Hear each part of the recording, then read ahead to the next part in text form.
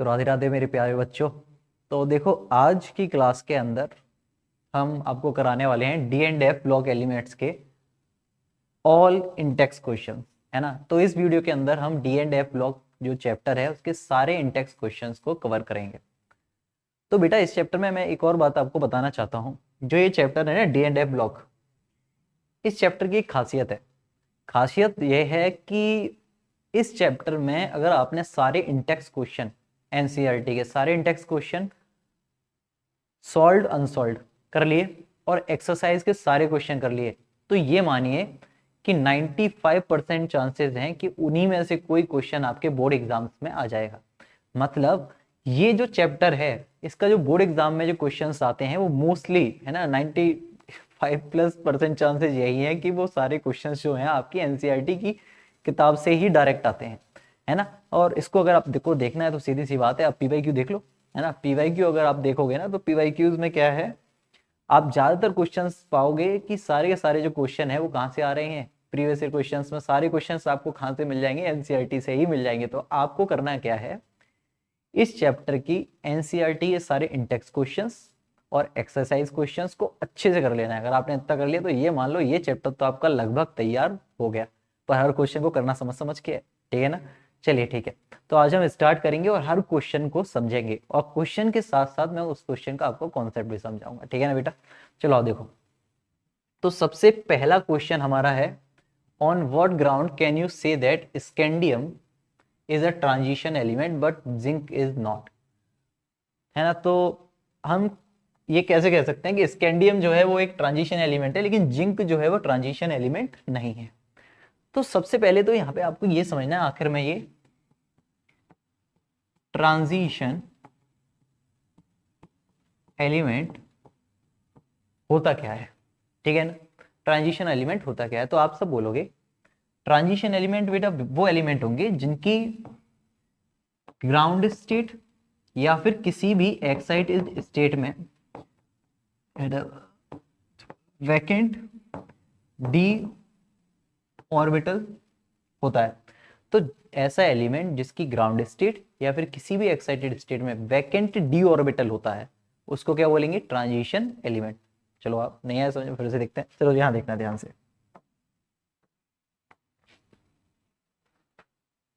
ओ,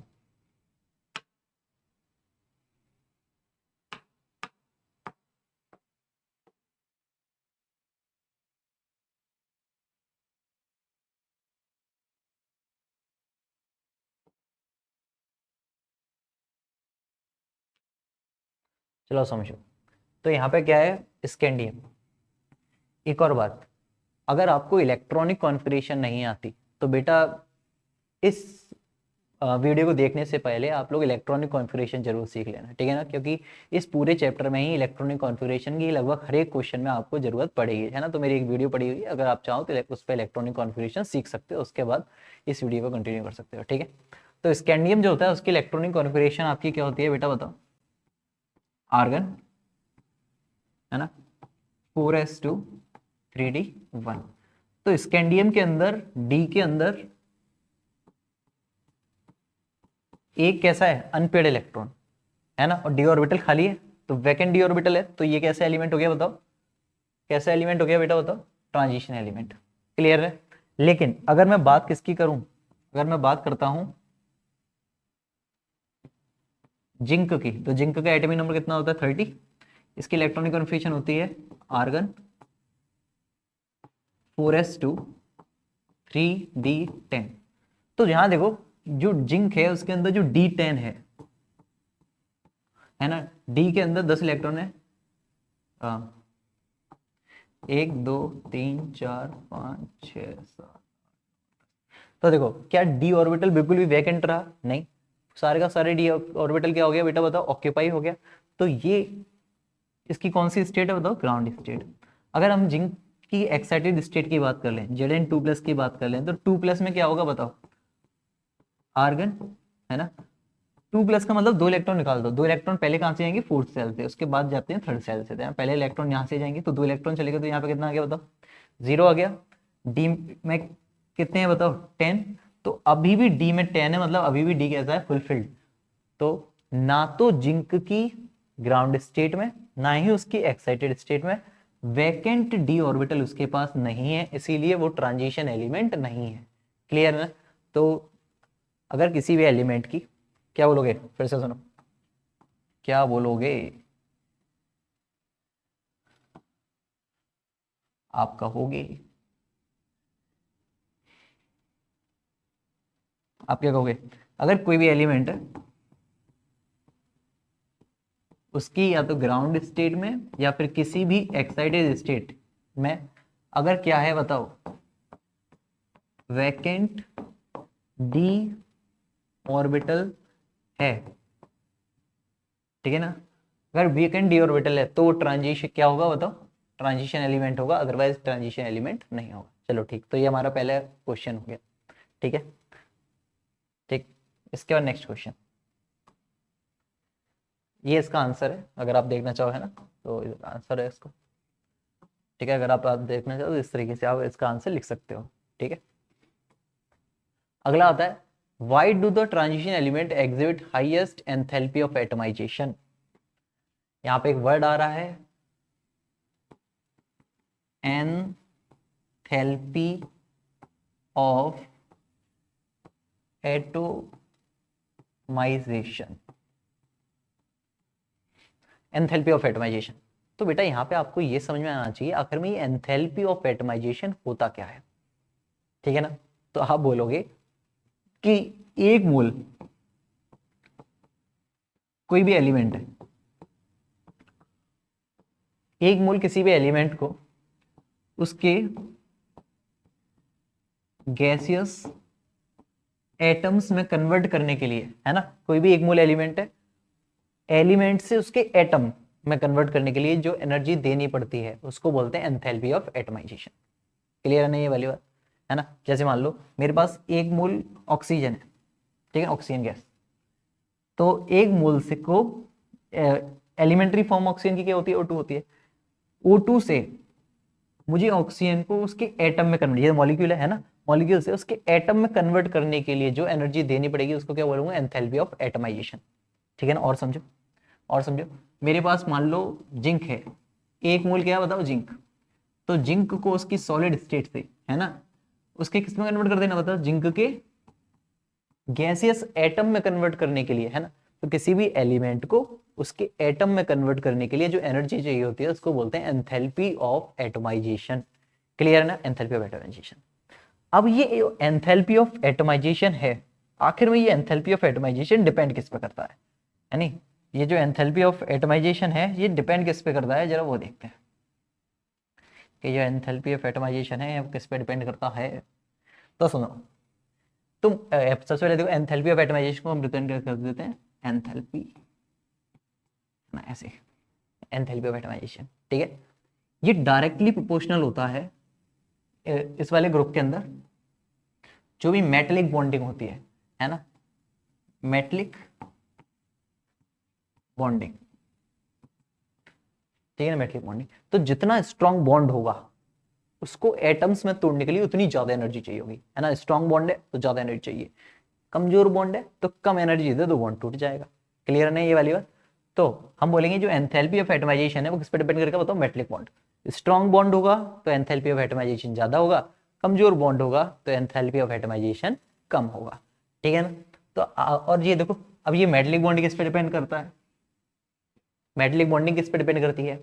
ये डिपेंड करती है नंबर ऑफ अनपेयर्ड इलेक्ट्रॉन। मान लो कोई भी मेटल है उसमें नंबर, आखिरी शेल में नंबर ऑफ अनपेयर्ड इलेक्ट्रॉन कैसे हैं? ज्यादा। अगर नंबर ऑफ अनपेयर्ड इलेक्ट्रॉन ज्यादा होंगे तो बॉन्ड स्ट्रॉन्ग होगा, मेटलिक बॉन्ड स्ट्रॉन्ग बनेगा, और उसको तोड़ने के लिए एनर्जी कैसी होगी चाहिए होगी बताओ? ज्यादा। तो तुम क्या बोलोगे कि जो भी ट्रांजिशन एलिमेंट्स होते हैं उनके अंदर अनपेयर्ड इलेक्ट्रॉन्स पाए जाते हैं। जब अनपेयर्ड इलेक्ट्रॉन्स होंगे तो बेटा उसको तोड़ने के लिए एनर्जी कैसी चाहिए होगी बताओ? ज्यादा चाहिए होगी। तो एंथैल्पी ऑफ एटमाइजेशन कैसी हो जाएगी बताओ? ज्यादा हो जाएगी। क्लियर है ना? तो बोलोगे अनपेयर्ड इलेक्ट्रॉन होते हैं, अनपेयर्ड इलेक्ट्रॉन होंगे तो बॉन्ड स्ट्रॉन्ग होगा, स्ट्रॉन्ग बॉन्ड को तोड़ने के लिए एनर्जी कैसी चाहिए बताओ? ज्यादा। ठीक है, ये इसका क्या होगा? आंसर होगा। अब इसमें ये लिखा हुआ है because of large number of unpaired electron, clear नहीं वाली बात, because of large number of unpaired electron की वजह से एंथैल्पी ऑफ एटमाइजेशन कैसी होती है बताओ, काफी ज्यादा होती है। क्लियर नहीं वाली बात, आगे देखते हैं। नेक्स्ट है name a transition element which does not exhibit variable oxidation state. तो सुनो, सारे ट्रांजिशन एलिमेंट्स जो होते हैं वो एक से ज्यादा ऑक्सीडेशन स्टेट शो करते हैं, केवल किसको छोड़ के, Sc, स्कैंडियम को छोड़ के, ठीक है ना। स्कैंडियम केवल एक ही ऑक्सीडेशन स्टेट शो करता है, दैट इज +3, बाकी ये सारे एक से ज्यादा ऑक्सीडेशन स्टेट शो करते हैं, ठीक है ना। कई सारे बच्चे क्या करते हैं इसमें, एक और क्या कई सारे बच्चे बोलते हैं जिंक, जिंक भी तो केवल +2 करता है, पर बेटा जिंक जो है वो ट्रांजिशन एलिमेंट नहीं है, क्लियर ना। तो जिंक भी एक ही ऑक्सीडेशन स्टेट शो करता है +2, लेकिन जिंक जो है वो हमारा ट्रांजिशन एलिमेंट की कैटेगरी में नहीं आता, ठीक है। अब इसके बाद देखो आगे देखते हैं अगला question, why is Cr2+ reducing and Mn3+ oxidizing when both have D4 configuration, ठीक है ना। तो दोनों की इलेक्ट्रॉनिक कॉन्फ़िगरेशन में क्या आता है बताओ, D4, एक है ऑक्सीडाइजिंग और एक है रिड्यूसिंग एजेंट। अब ऐसा क्यों, तो इसको भी जानते हैं। देखो सबसे पहले देखो ये रहा क्रोमियम और इधर कौन है बताओ, Mn। बेटा देखो इलेक्ट्रॉनिक कॉन्फ़िगरेशन लिखना सीख लेना, ठीक है नहीं, इलेक्ट्रॉनिक कॉन्फ़िगरेशन लिखना सीख लेना, अगर वो नहीं आएगा तो कुछ समझ में आएगा ही नहीं, है ना। चलो देखो देखो क्रोमियम, क्रोमियम का एटॉमिक नंबर होता है 24, इलेक्ट्रॉनिक कॉन्फ़िगरेशन होती है Ar4s1 3d5, ठीक है। तो मैग्नीज एटॉमिक नंबर होता है 25, Ar4s2 3d5, जो होते हैं इनकी इलेक्ट्रॉनिक कॉन्फ़िगरेशन। अब तुमको क्या करना है, Cr को किस में कन्वर्ट करना है, Cr2+ में। तो 2+ का मतलब 2 इलेक्ट्रॉन हटा दो, और 2 इलेक्ट्रॉन जाएंगे तो कहाँ से जाएंगे बताओ, एक इलेक्ट्रॉन हमेशा, पहला इलेक्ट्रॉन कहाँ से निकालोगे, 4 से निकालोगे पहला इलेक्ट्रॉन, उसके बाद निकालोगे 3 से, 4 से निकाल दो पहले, फिर 3 से निकाल दो, तो 4s में क्या हो जाएगा 0, 3d में क्या हो जाएगा 4। तो बेटा यहाँ बताओ क्या आ गया, क्या आ गया यहाँ पे 3d4, Cr2+ में क्या आ गया 3d4। ऐसे ही यहाँ पे देखो Mn3+, 3+, 3 इलेक्ट्रॉन निकालने, कितने निकालने हैं बताओ 3, तो 2 इलेक्ट्रॉन तो जे गए, एक इसमें से गया, तो जे भी क्या गया बताओ 3d4। तो दोनों के अंदर इसमें भी d4 है, d4 है, लेकिन ये कैसा बताओ, Mn3 ऑक्सीडाइजिंग, ये क्या है ऑक्सीडाइजिंग एजेंट, ऑक्सीडाइजिंग एजेंट की तरह काम कर रहा है, ठीक है नहीं। ये कैसे काम कर रहा है, रिड्यूसिंग एजेंट, ये रिड्यूसिंग एजेंट की तरह काम कर रहा है। अब ऐसा क्यों है तो जानो, ऑक्सीडाइजिंग एजेंट मतलब ये दूसरे का क्या करेगा बताओ, ऑक्सीडेशन, तो खुद का क्या करेगा रिडक्शन। मतलब ऑक्सीडाइजिंग एजेंट क्या करेंगे बताओ, खुद क्या करते हैं बताओ, खुद का क्या करते हैं रिडक्शन, खुद क्या करते हैं बताओ गेन ऑफ इलेक्ट्रॉन।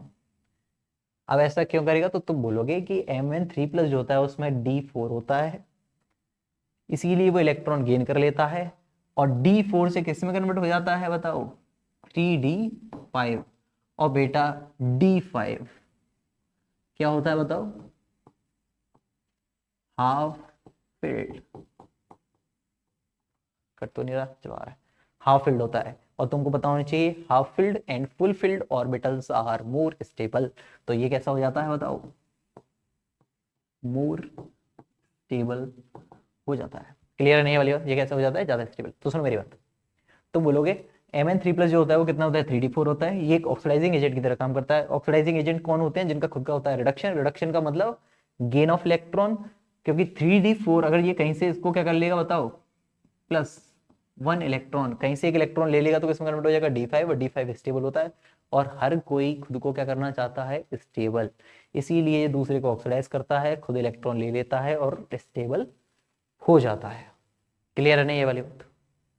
इसके बाद आगे देखते हैं, इधर देखो इसको, अब इसमें क्या है, ये तो रिड्यूसिंग एजेंट की तरह काम कर रहा है, मतलब ये क्या कर रहा है loss of electron, loss of electron कर रहा है। ऐसा क्यों?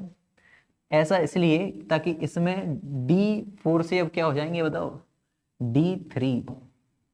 और जब आप अगला चैप्टर पढ़ोगे है ना, तो आप जानोगे कि ऑर्बिटल्स ना ऐसे होते हैं। मैं थोड़ा सा रुक जाओ, इसको छोटा कैसे करते हैं।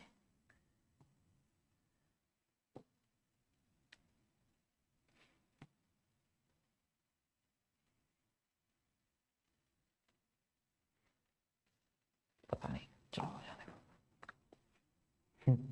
तो सुनो, इसमें क्या होता है तुम्हें पता होना चाहिए। जो डी होता है, डी ऑर्बिटल जो होते हैं, 1 2 3 4 5, है ना, ये 2 पार्ट्स में टूट जाते हैं। जब आप कोऑर्डिनेशन कंपाउंड पढ़ोगे तो आपको पढ़ने को मिलेगा, ठीक है ना।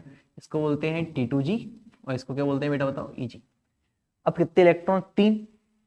ये क्या कर रहा है भैया, लॉस ऑफ इलेक्ट्रॉन करेगा। लॉस ऑफ इलेक्ट्रॉन करके किस में कन्वर्ट हो जाएगा, D3 में कन्वर्ट हो जाएगा, ठीक है ना। तो D3 यहाँ पे क्या हो जाएगा, 1 2 3। और T2G क्या हो जाएगा बताओ, हाफ फिल्ड। तो D3 का मतलब T2G कैसा हो गया बताओ, हाफ फिल्ड, है ना। और हाफ फिल्ड है तो कैसा हो जाएगा बताओ थोड़ा सा,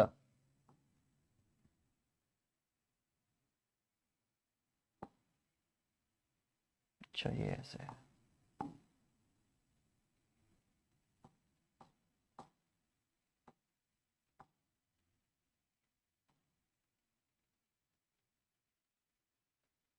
ओके ओके ओके, इसको हटा देते हैं, ऐसा कर देते हैं, चलो ठीक है। और T2G कैसा हो जाएगा बेटा बताओ, हाफ फील्ड। और हाफ फील्ड का मतलब मोर स्टेबल। क्लियर है ना ये वाली बात। T2G हाफ फील्ड कैसा होगा बताओ, मोर स्टेबल। देखो फिर से सुन लो मेरी बात, फटाफट से सुन लो। तुम कहोगे कि यहाँ पे क्या हो रहा है बताओ, Mn जो है वो किस में जा रहा है, Mn3+ में, ताकि D4 हो जाएगा, है ना। और D4 कैसा होगा, ऑक्सीडाइजिंग। ऑक्सीडाइजिंग का मतलब ये क्या करेगा, इलेक्ट्रॉन को गेन करेगा। और एक इलेक्ट्रॉन गेन करके किस में कन्वर्ट हो जाएगा बताओ, D5। और D5 कैसा होता है, ज़्यादा स्टेबल, ठीक है ना। और यहाँ पे क्या होगा, जे इलेक्ट्रॉन दे देगा, इलेक्ट्रॉन देने के बाद D3 हो जाएगा। D3 क्या होता है, T2G क्या हो जाता है, हाफ फील्ड, है ना। ये T2G क्या होता है, हाफ फील्ड। और half filled orbitals are more stable, ठीक है ना। ये इसका आंसर होगा। आगे देखते हैं नेक्स्ट। ये इसका आंसर है ना। अगर आप लिखना चाहो तो ये लिख सकते हैं, ठीक है ना।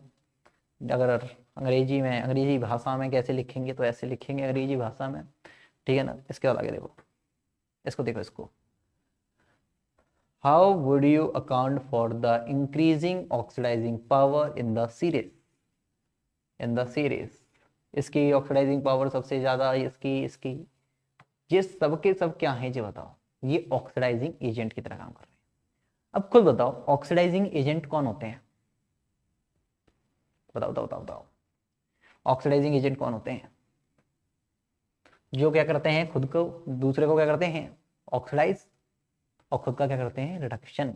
मतलब ये सब क्या करेंगे बेटा, खुद का रिडक्शन करेंगे और दूसरे को क्या करेंगे, ऑक्सीडाइज करेंगे। ऐसा क्यों होता है तो जरा समझते हैं। जो यहाँ पे आपके लिखा है V2+,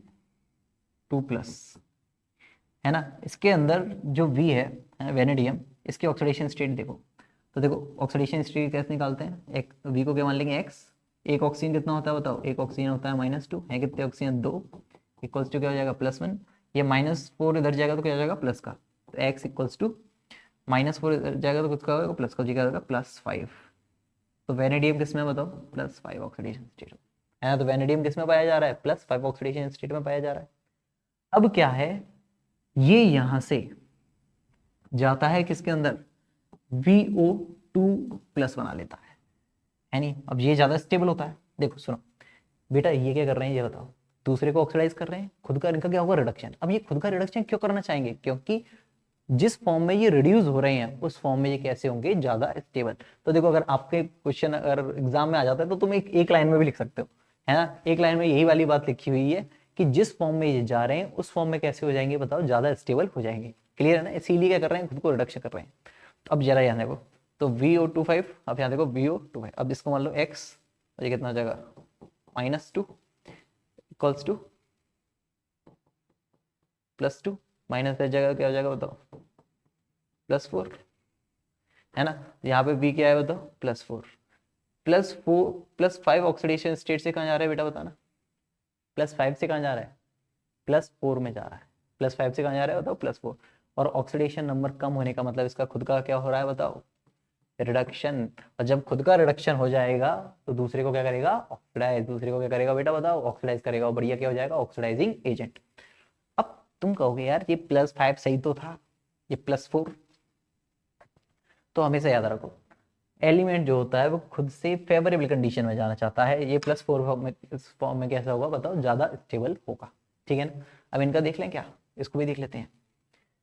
देखो Cr2O7 2-, क्रोमियम जो है यहाँ पे किस फॉर्म में, देखो कौन सी ऑक्सीडेशन स्टेट में, 2x है ना, प्लस एक ऑक्सीजन कितना होता है, -2 है, कितने 7 + 2 -2, ठीक है, तो 2x और कितना हो जाएगा, -14 -2 14 हो जाएगा प्लस का,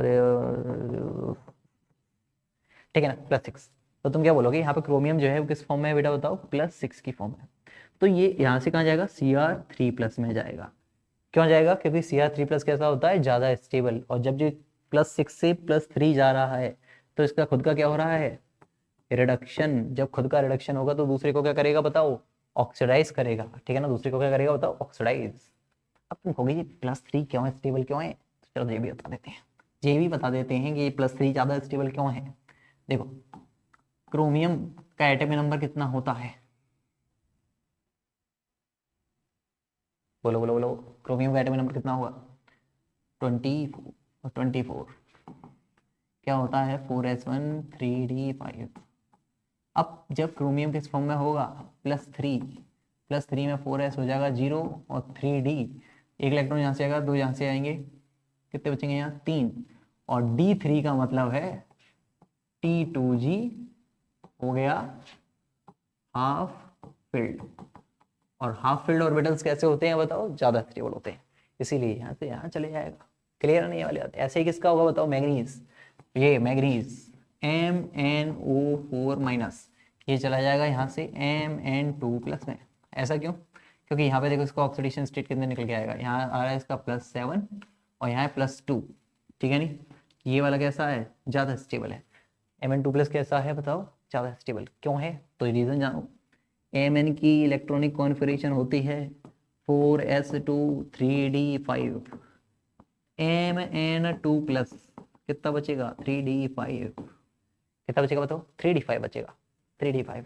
और ये कैसा हो गया, half filled, and half filled are more stable. ठीक है ना, हाफ फील्ड कैसे होते हैं बेटा बताओ, मोर स्टेबल होते हैं। ठीक है ना, तो ये वाला कैसा हो जाएगा बताओ, मोर स्टेबल। क्या लिख रहा है, मोर स्टेबल होगा। क्लियर नहीं, ये वाली बात कैसे हो जाएगा, ज्यादा स्टेबल हो जाएगा। समझ में आ रहा तुम्हारा कुछ है, बुद्धि के घोड़े खोल के रखने हैं ताकि बुद्धि के घोड़े दौड़ते रहें, घोड़े बैठ जाएंगे तो सो जाओगे तुम, है क्या नहीं। चलो सुनो मेरी बात, तो ये वाली बात क्लियर है ना। तो तुम सब क्या बोलोगे कि ये सब किसकी तरह काम, किसकी तरह काम करते हैं, ऑक्सीडाइजिंग एजेंट की तरह काम करते हैं। क्यों करते हैं ऑक्सीडाइजिंग एजेंट की तरह काम, क्योंकि ये अपनी लोअर ऑक्सीडेशन स्टेट में क्या होंगे, ज्यादा स्टेबल, तो खुद का कर लेंगे रिडक्शन और दूसरे को कर देंगे ऑक्सीडाइज। अब खुद बताओ ये कैसा है, सबसे स्ट्रॉन्ग ऑक्सीडाइजिंग एजेंट। ऐसा क्यों, क्योंकि ये देखो +7 से +2 जा रहा है ना, तो कितने इलेक्ट्रॉन को गेन कर रहा है, 5 इलेक्ट्रॉन। ये वाला देखो ये दूसरे नंबर पे काय के लिए है, +6 से कहाँ जा रहा है, +3, है ना, तो ये कितने कर रहा है, 3। इस वाले को देखो ये +5 से +4 जा रहा है, तो कितने को कर रहा है, ठीक है ना, तो ये इसलिए सबसे ज्यादा है, फिर ये है, फिर ये है इसका रियल रीजन, कहीं ढूंढोगे नहीं मिलेगा। चलो ठीक है, तो इसके बाद आगे देखते हैं। हाँ, for the first row transition metal the E nought values are, explain the irregularity in the above values. बेटा बहुत इंपॉर्टेंट बात बताने वाला हूँ इस क्वेश्चन के अंदर, और ध्यान से समझना, ठीक है। देखो ई नोड ये क्या होता है,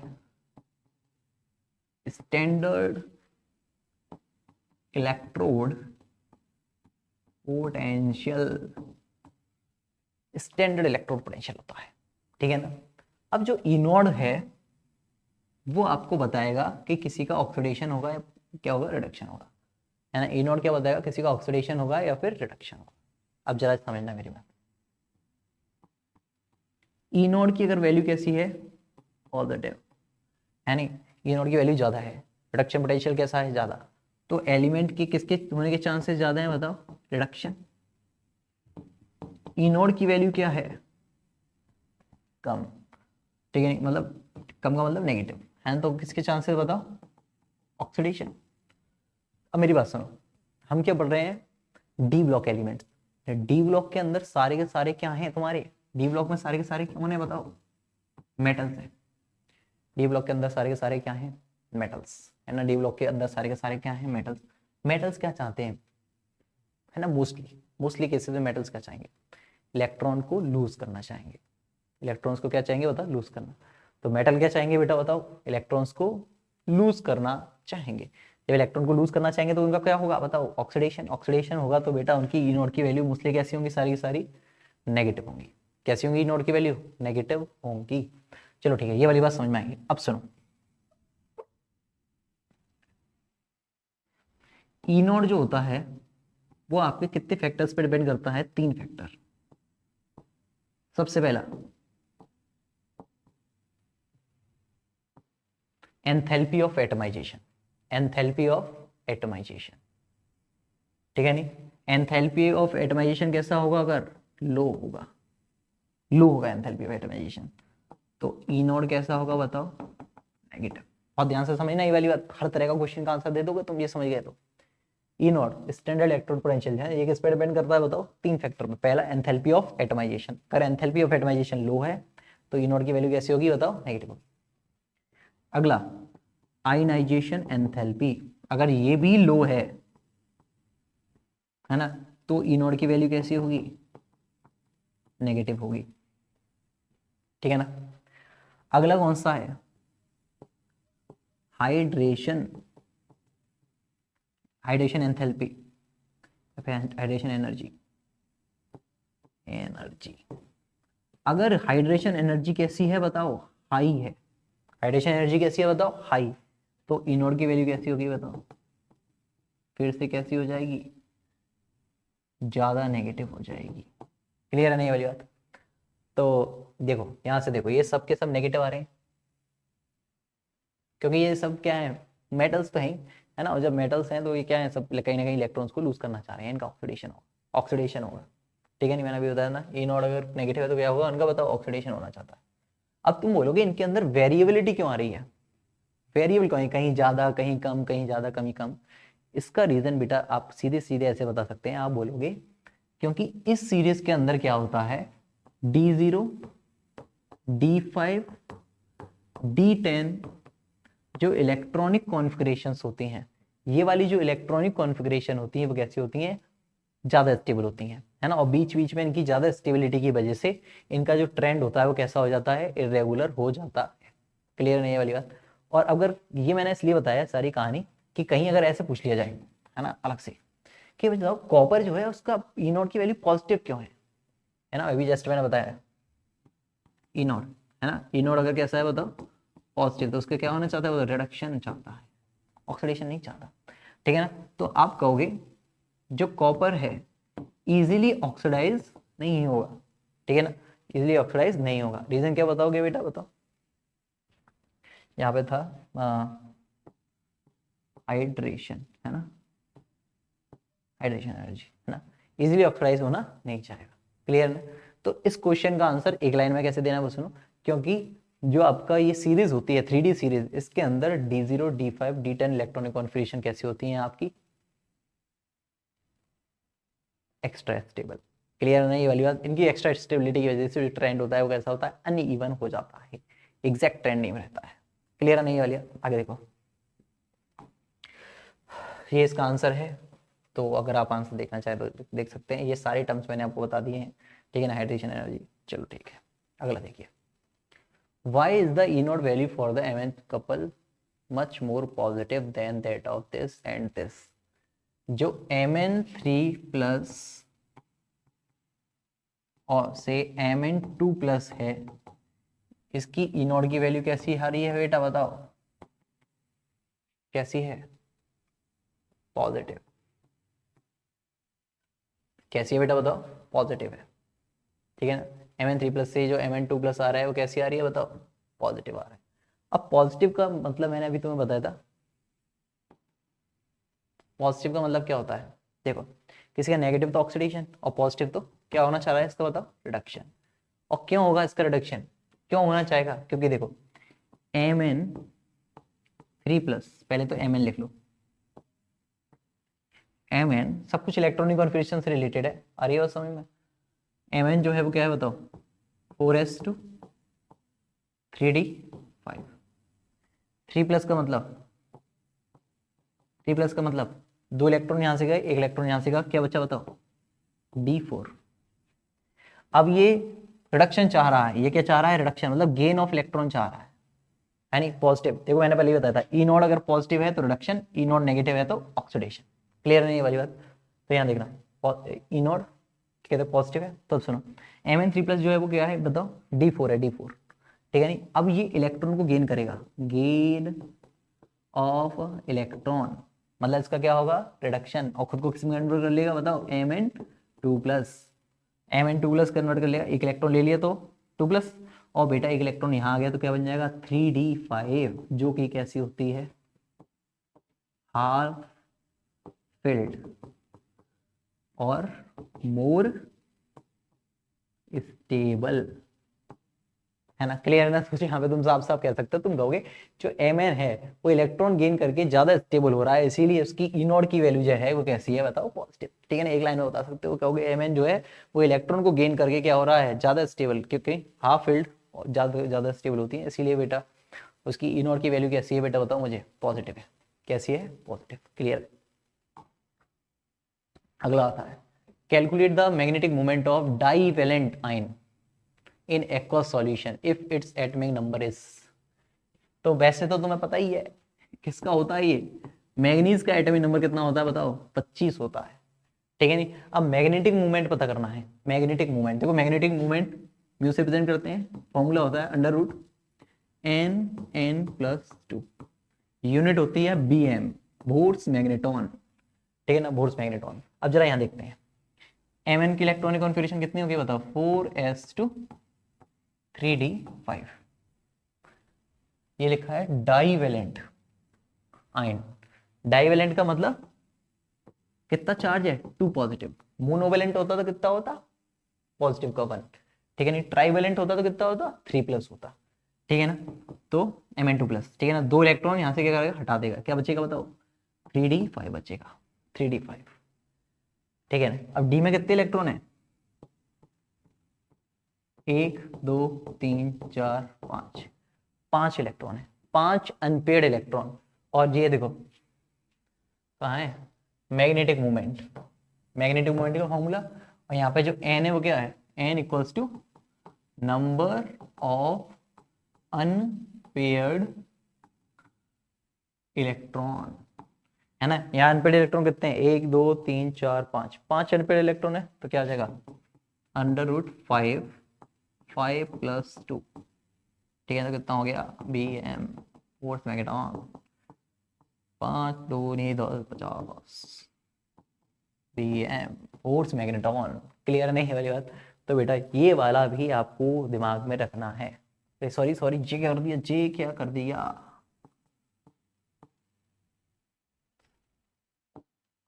ठीक है ना?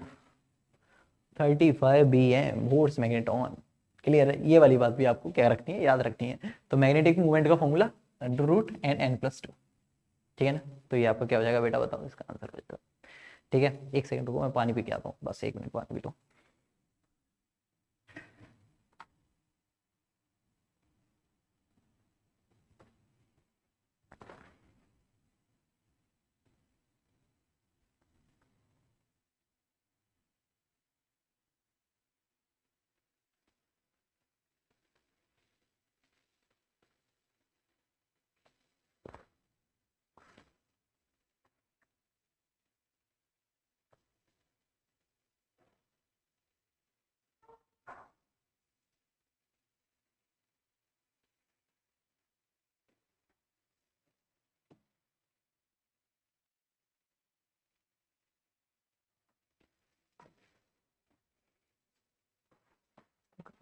प्लस। चाहिए तो ये वाली बात क्लियर है ना तुम सबको? ठीक है, चलो इसका अगला देखते हैं, next question. What is mean by disproportionation of disproportionation of an oxidation state? बेटा देखो, डिस्प्रोपोजिनेशन जब किसी एक एलिमेंट का ऑक्सीडेशन और रिडक्शन एक साथ होता है उसको बोलते हैं डिस्प्रोपोजिनेशन रिएक्शन, ठीक है ना। किसी एक एलिमेंट का ऑक्सीडेशन रिडक्शन एक साथ, जैसे यहाँ देखो Cu प्लस है, Cu प्लस से कहाँ पहुंच गया Cu और Cu2 प्लस। तो देखो Cu प्लस से कहाँ गया, इसका ऑक्सीडेशन स्टेट कितना है 0, तो प्लस से 0 कम हुआ। ऑक्सीडेशन नंबर का कम होना क्या कहलाता है बेटा, बताना। ऑक्सीडेशन नंबर का कम होना क्या कहलाता है, बताओ, बोलो बोलो बोलो, अरे बोलो बोलो बोलो। रिडक्शन। ऑक्सीडेशन नंबर का ज्यादा होना क्या कहलाता है, ऑक्सीडेशन। तो देखो एक ही एलिमेंट का एक ही संग ऑक्सीडेशन और रिडक्शन दोनों चीजें एक साथ हो रही हैं और इसी को बोलेंगे हम डिस्प्रोपोजिनेशन रिएक्शन। क्लियर नहीं वाली, डिस्प्रोपोजिनेशन रिएक्शन। अगला, अरे जे देखो, जे इसका एग्जाम्पल है, लिख लेना, देख लेना। अगला है, name a member of the lanthanoid series which is well known to exist +4 oxidation state. तो जीरिया सीरियम, सीरियम में मिलती है +4 ऑक्सीडेशन स्टेट। याद रखना, रटने वाला है, डायरेक्ट याद रखो। क्लियर ना। तो सीरियम में कौन सा ऑक्सीडेशन स्टेट देखने को मिलता होता, +4 ऑक्सीडेशन स्टेट। कैसे मिलता है तो एफ ब्लॉक पढ़ाऊंगा तो बताऊंगा, ठीक है नहीं, तो यहाँ याद रखो। चलिए ठीक, तो बेटा सारे के सारे सॉल्व एग्जाम्पल्स थे वो, ठीक है ना, पर आपको समझने हैं क्योंकि इस चैप्टर में से डायरेक्ट क्वेश्चन आपके बोर्ड एग्जाम में आने वाले हैं। हर क्वेश्चन को समझना है, क्लियर नहीं वाले, रटना रटाना नहीं है कुछ भी। जरा यहाँ देखिए, silver atom has completely filled D10। तुमसे कह रहा है सिल्वर में क्या है, D10 है, फिर भी वो क्या है बताओ, ट्रांजिशन एलिमेंट। ऐसा क्यों, तो तुम कहोगे D10 उसकी कौन सी स्टेट में है, ग्राउंड स्टेट, ठीक है नहीं। लेकिन सिल्वर पता है ना, कॉपर सिल्वर गोल्ड, ठीक है ना। और इनमें क्या होता है बेटा बताओ, यहाँ पे 4s1 3d10, 5s1 3d10, 6s1 3d10, ठीक है ना। अब सुनो, तो तुम बोलोगे ये D10 जो है वो क्या है बेटा बताओ, इसकी ग्राउंड स्टेट। लेकिन अगर सिल्वर किस फॉर्म में पाया जाएगा, Ag2+, क्लियर है ना। तो कितने इलेक्ट्रॉन निकलेंगे यहाँ से बताओ, एक इलेक्ट्रॉन यहाँ से और एक इलेक्ट्रॉन इससे, और ये क्या बन जाएगा, D9। और ये ऑर्बिटल कैसा हो गया, ये फुल फील्ड था, लेकिन ये कैसा वैकेंट ऑर्बिटल हो गया।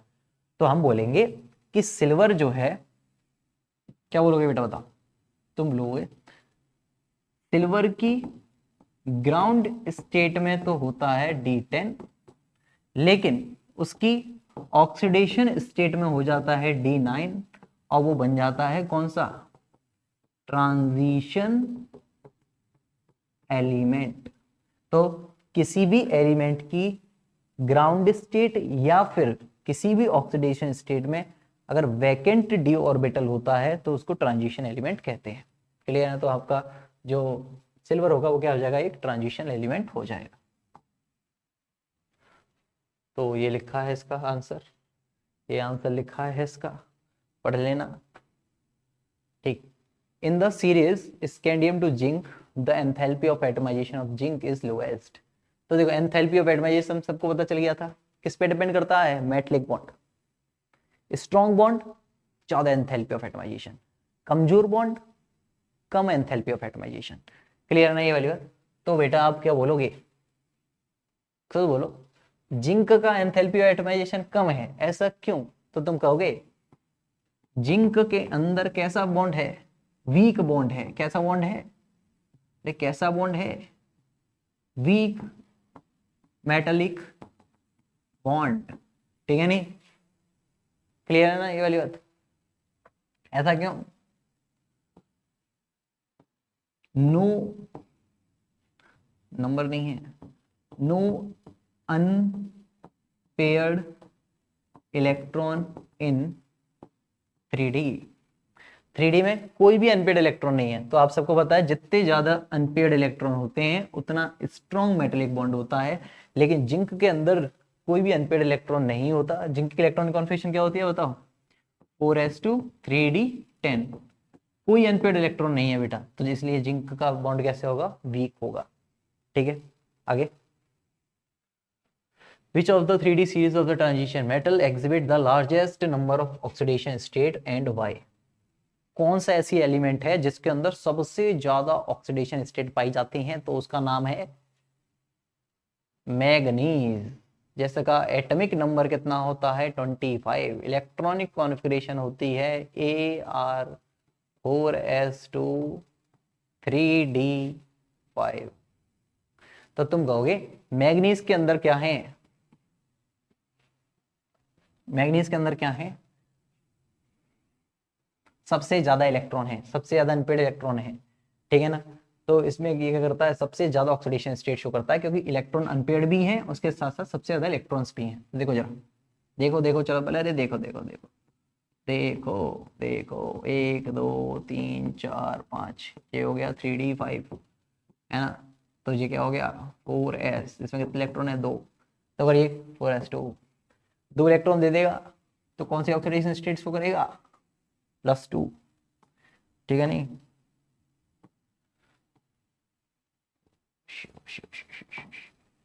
मामला गड़बड़ है।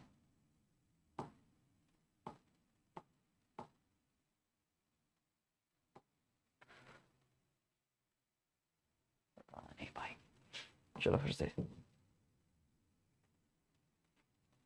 कहाँ कहाँ धीमे धीमे आ रहा है। सुनो बेटा, which of the 3D series of transition. अच्छा ठीक है, तो तुम इसका आंसर क्या बताओगे? मैग्नीज, है ना? मैग्नीज का एटॉमिक नंबर कितना होता है? 25 होता है। 4s2 3d5। सबसे ज्यादा इलेक्ट्रॉन देखो यहाँ पे, देखो तो यहाँ पे क्या होगा बेटा बताओ? 3D में 5 इलेक्ट्रॉन है, 1 2 3 4 5। 4s में कितने इलेक्ट्रॉन है? 2 इलेक्ट्रॉन है। तो अब क्या होगा बताओ? 2 इलेक्ट्रॉन जाएंगे +2, 2 इलेक्ट्रॉन ये चले गए, 1 इलेक्ट्रॉन ये वाला चला गया, तो 2 और 3 कितने गए? तो +3। ये दोनों चले गए, ये भी चला गया, ये भी 4 इलेक्ट्रॉन चले गए, तो क्या हो जाएगा? +4। ये दोनों चले गए, एक जे भी गया, जे भी गया, जे भी गया, तो क्या हो जाएगा? +5। ये दोनों गए, जे भी गया, जे भी गया, जे भी गया और जे भी गया। 2 3 4 5 6 +6, और इसके बाद जे भी गया, तो क्या हो जाएगा बेटा बताओ? +7, है ना? तो ये सारी ऑक्सीडेशन स्टेट शो करता है हमारा मैग्नीज। तो सबसे ज्यादा ऑक्सीडेशन स्टेट कौन शो करता है? मैग्नीज। तो ये क्या हो जाएगा इसका बताओ आंसर? ठीक है, अगला देखो। The E node, this value for copper is positive. What is possible reason for this? तो बेटा इसका देखो हिंट भी दे रखी है, एनसीईआरटी में हिंट दे रखी है और मैंने तुमको बता दिया। ई नोड अगर किसी का क्या है बेटा बताओ? नेगेटिव, उसके रीजन क्या होते हैं? Low enthalpy of atomisation, low ionisation enthalpy, high hydration enthalpy, या फिर एनर्जी। ठीक है ना? ये रीजन होते हैं। ठीक, अब यहाँ पे क्या है? पॉजिटिव। तो पॉजिटिव के लिए क्या हो जाएगा बताओ? ई नोड अगर कैसा है बताओ? पॉजिटिव होगा। तो लो के क्या हो जाएगा बताओ? हाई। तो वही लिखा है, हाई एंथैल्पी ऑफ एटमाइजेशन। ये भी कैसा होगा बताओ? आयनाइजेशन एंथैल्पी कैसा हो जाएगा? हाई। और बेटा हाइड्रेशन एनर्जी कैसा हो जाएगा बताओ? लो। क्लियर है ना? तो यहाँ पे क्या हो जाएगा? लो hydration energy.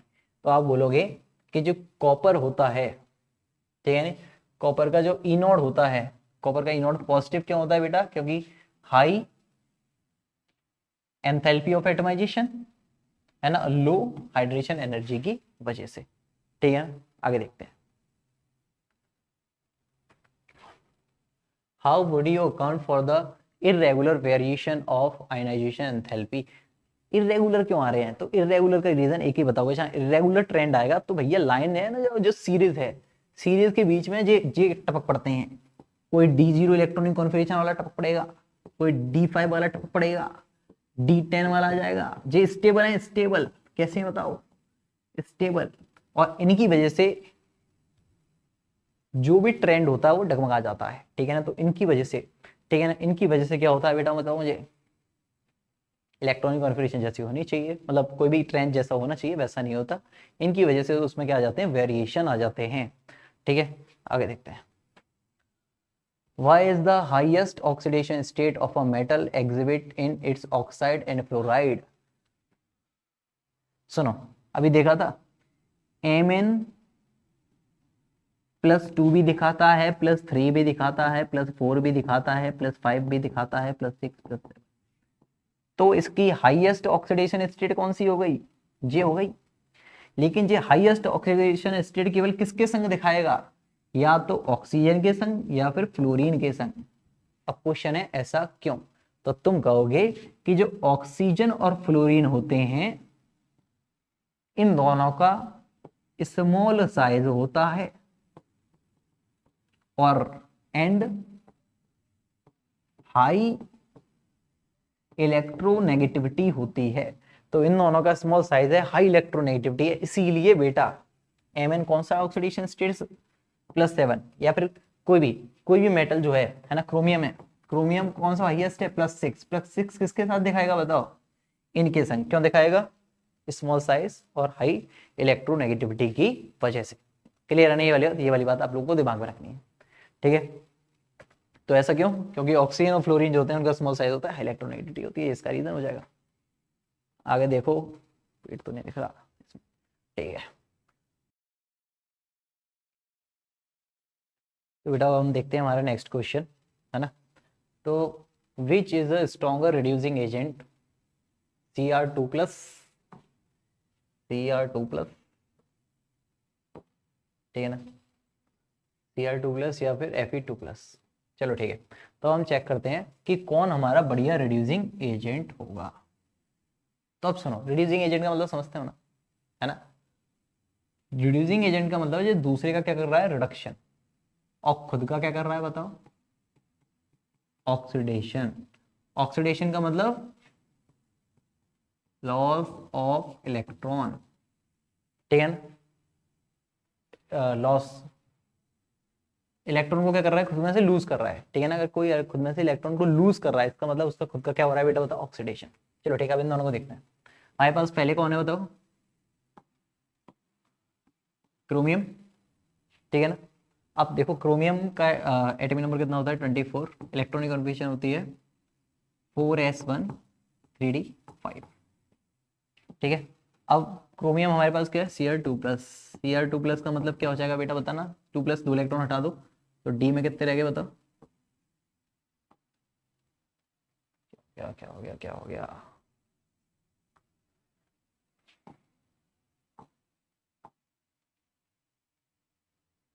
Note is not responding, okay, ठीक है ना। अब सुनो, लिसन। Cr2+ का मतलब क्या है, 2 इलेक्ट्रॉन निकाल दो, एक इलेक्ट्रॉन यहाँ से आएगा, एक इलेक्ट्रॉन यहाँ से आएगा, डी में कितने रह जाएंगे बताओ, 4 इलेक्ट्रॉन, ठीक है ना। अब आगे देखो कौन है, Fe2+। Fe की electronic configuration 4s2 3d6। Fe क्या हो गया बेटा बताओ, 2+, 2 इलेक्ट्रॉन हटा दो, 3d में कितने रह गए बताओ, 6।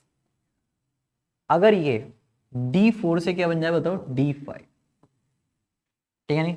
अब electron, gain of electron, gain of electron, ठीक है नहीं, क्या हो जाएगा बताओ, मोस्ट स्टेबल।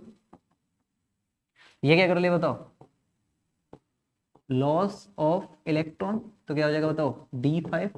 और ये कैसा हो जाएगा बताओ, स्टेबल, है ना। तो Fe2+ किस में कन्वर्ट हो जाएगा बेटा बताओ, Fe3+। तो तुम कहोगे कि रिड्यूसिंग एजेंट कौन होता है, जो खुद का जल्दी से क्या करना चाहे, ऑक्सीडेशन करना चाहे। ऑक्सीडेशन का मतलब जो इलेक्ट्रॉन निकालना चाहे।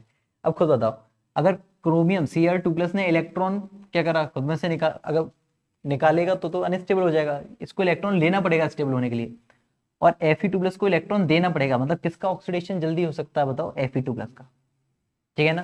तो Fe2+ का ऑक्सीडेशन जल्दी होगा, लॉस ऑफ इलेक्ट्रॉन, इसका मतलब क्या है, ऑक्सीडेशन, है ना। तो ये कैसा होगा बेटा बताओ, Fe2+। स्ट्रॉन्ग रिड्यूसिंग एजेंट कौन हो जाएगा बेटा बताओ, Fe2+ हो जाएगा। क्लियर है ना ये वाली बात? क्यों हो जाएगा तो रीजन आप बताओगे, क्योंकि Fe2+ जब किस में जाएगा, Fe3+ में जाएगा तो उसका D5 हो जाएगा। और D5 कैसा होता है बेटा बताओ? मोर स्टेबल होता है। कैसा होता है बताओ? More stable. क्लियर है ना ये वाली बात? इसके बाद देखते हैं अगला क्वेश्चन। नेक्स्ट क्वेश्चन देखो, calculate the spin only magnetic moment of Mn2+।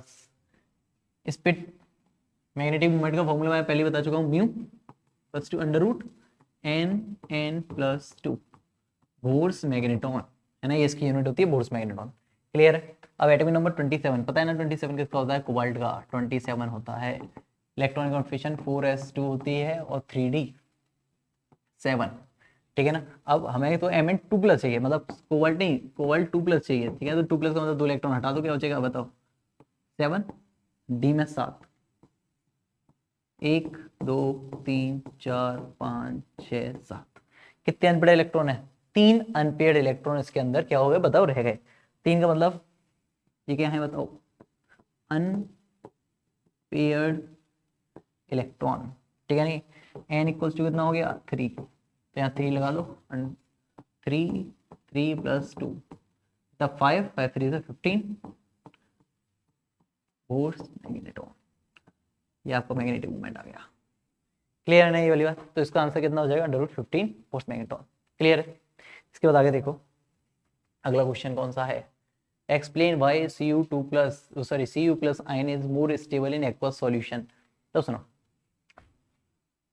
Is not stable है, Cu2+ स्टेबल नहीं है, क्योंकि Cu2+ को अगर तुमने पानी में डालोगे तो ये कन्वर्ट हो जाता है Cu+Cu2+ में, मतलब Cu+ का हो जाएगा, Cu+ का क्या हो जाएगा? डिस्प्रोपोजिनेशन। क्या हो जाएगा बेटा बताओ? कौन सी रिएक्शन आ जाएगी? डिस्प्रोपोजिनेशन रिएक्शन। मतलब देखो, +1 से 0 जा रहा है तो यहाँ पे क्या हो रहा है इसका बताओ? +1 से 0 रिडक्शन, और यहाँ क्या हो रहा है बताओ? ऑक्सीडेशन। और जब किसी का रिडक्शन और ऑक्सीडेशन होता है उसको क्या बोलते हैं? डिस्प्रोपोजिनेशन रिएक्शन। तो हम बोलेंगे Cu+ का एक्वस सॉल्यूशन में डिस्प्रोपोजिनेशन हो जाता है। अब ऐसा होता क्यों है? क्योंकि जो Cu2+ होता है हैज मोर हाइड्रेशन एनर्जी, ठीक है ना। तो Cu2+ की हाइड्रेशन एनर्जी जो होगी वो Cu+ के कंपैरिजन में कैसी होगी बताओ? ज्यादा। More hydration energy, more stable in aqueous solution. देखो, पानी के अंदर जिसकी हाइड्रेशन एनर्जी ज्यादा होगी, ठीक है ना बेटा, उसकी स्टेबिलिटी भी ज्यादा होगी। अब ये हाइड्रेशन एनर्जी क्या होती है? देखो, जैसे मान लो कोई भी आयन है ना, वो आयन जब वाटर के अंदर डिसॉल्व कर दिया जाए तो वाटर मॉलिक्यूल के साथ क्या बनाता है? बॉन्ड। और बॉन्ड बनाने से जो एनर्जी निकलती है उसको क्या बोलते हैं? Hydration energy. तो जितनी ज्यादा एनर्जी निकलेगी उतनी ज्यादा क्या होगी बेटा बताओ? स्टेबिलिटी होगी। क्लियर है नहीं ये वाली बात? उतनी ज्यादा क्या होगी? स्टेबिलिटी होगी। जितनी ज्यादा हाइड्रेशन एनर्जी उतनी ज्यादा स्टेबिलिटी। क्लियर? तो यहाँ पे क्या बोलोगे कि Cu+ जो होता है एक्वस सॉल्यूशन में ब्रेक हो जाता है Cu और Cu2+ में, क्योंकि Cu2+ जो होता है हैज मोर हाइड्रेशन एनर्जी, और ज्यादा हाइड्रेशन एनर्जी मतलब मोर stable in aqueous solution. Clear है ना? इसके बाद देखते हैं आगे, और ये आ जाता है आपका लास्ट क्वेश्चन। एक्टिनोइड कॉन्ट्रैक्शन क्या होता है और लेंथेनॉइड कॉन्ट्रैक्शन, ठीक है। Actinoid contraction is greater from elements to, ठीक है। एक्टिनोइड कॉन्ट्रैक्शन ज्यादा होता है as compare to lanthanoid contraction. अभी लेंथेनॉइड कॉन्ट्रैक्शन क्या होता है, एक्टिनोइड कॉन्ट्रैक्शन क्या होता है? तो ये क्या है? F block. एफ ब्लॉक के अंदर जो ये पहली वाली जो लाइन होती है ना, ये होते हैं आपके, ये कौन होते हैं? लेंथेनॉइड्स, है ना। और ये जो सेकंड वाले होते हैं, सेकंड पीरियड वाले, ये कौन होते हैं? एक्टिनोइड्स। क्लियर नहीं वाली बात? अब एक्टिनोइड कॉन्ट्रैक्शन क्या होता है? तो बेटा देखो, लेंथेनॉइड्स का एकदम साइज कम हो जाए, लेंथेनॉइड्स का एकदम साइज कम हो जाना उसको कहते हैं लेंथेनॉइड कॉन्ट्रैक्शन। और एक्टिनोइड्स का एकदम साइज डिक्रीज हो जाना, है ना, तो उसको क्या बोलेंगे? एक्टिनोइड कॉन्ट्रैक्शन बोलेंगे। क्लियर है? अब ये लेंथेनॉइड कॉन्ट्रैक्शन, एक्टिनोइड कॉन्ट्रैक्शन होता क्या है? क्योंकि ये दोनों एफ ब्लॉक के एलिमेंट है, तो एफ ब्लॉक में इलेक्ट्रॉन किस में जाता है? F subshell. और जिसकी शील्डिंग कैसी होती है बताओ? पुअर शील्डिंग, ये शो करता है पुअर शील्डिंग, ठीक है ना। तो अब इसमें भी एक्टिनोइड में भी एफ है, लेंथेनॉइड में एफ है। अब जो लेंथेनॉइड्स होते हैं, ठीक है ना, मैं इसको हटा देता हूं, हटा देता हूं।